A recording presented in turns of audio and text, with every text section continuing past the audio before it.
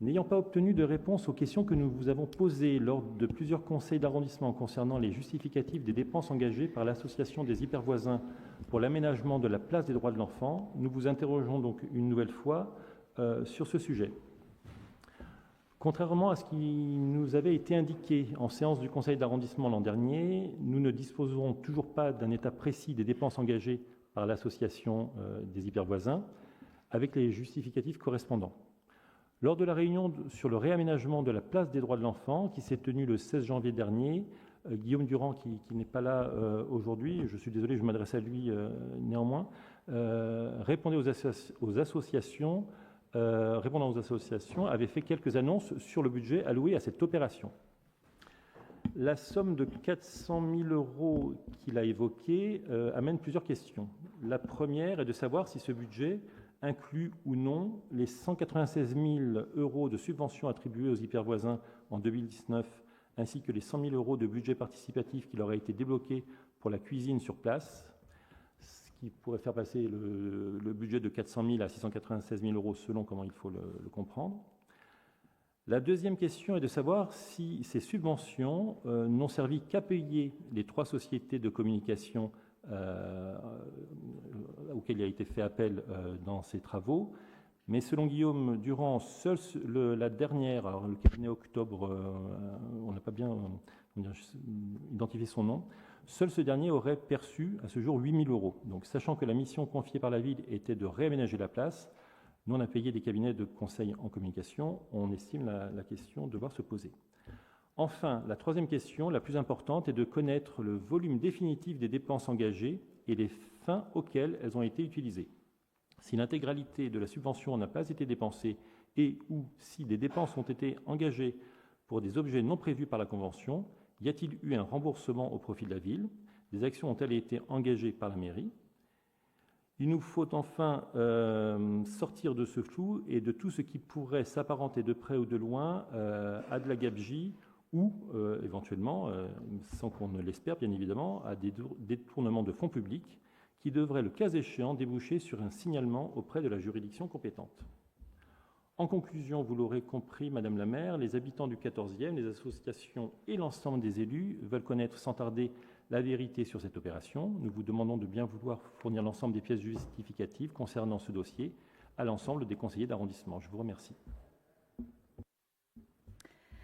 Alors, pour répondre très précisément, d'abord le premier estimatif du coût des travaux qui seront engagés dans quelques semaines sur la place des droits de l'enfant.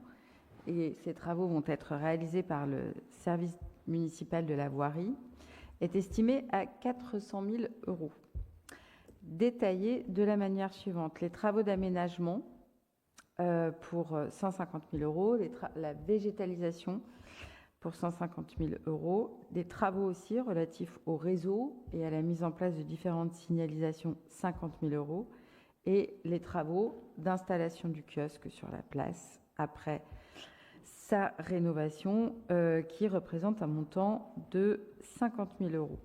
Ces travaux sont à la fois financés par une enveloppe parisienne d'un projet parisien du budget participatif qui s'intitulait Paris aux piétons et complétés par une ligne d'investissement d'intérêt local rattachée à la direction des espaces verts, donc arbitrage de la maire du 14e arrondissement, partagé par la maire de Paris lors de la constitution du budget.